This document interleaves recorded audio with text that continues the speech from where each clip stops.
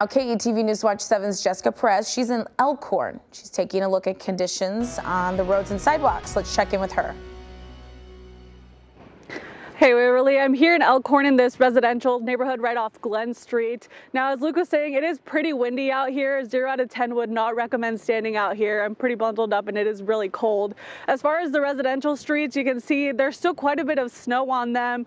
While it's not the safest to be out here, definitely be careful if you have to go out anywhere. As far as the sidewalks, a lot of people have already gotten up early to plow their sidewalks this morning. This one isn't looking too bad, but definitely still a little slick. You can kind of see that thin layer of snow on the ground there. So if you are, like I said, having to leave your house today, be careful on the sidewalks, be careful on those streets. And a lot of people digging themselves out today. We're gonna have some of their stories coming up later today. Back to you.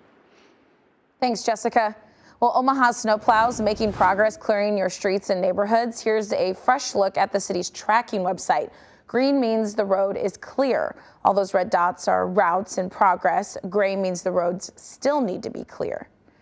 Here's a look at Council Bluffs. Most major roads are dark blue, which means they've been plowed more than once.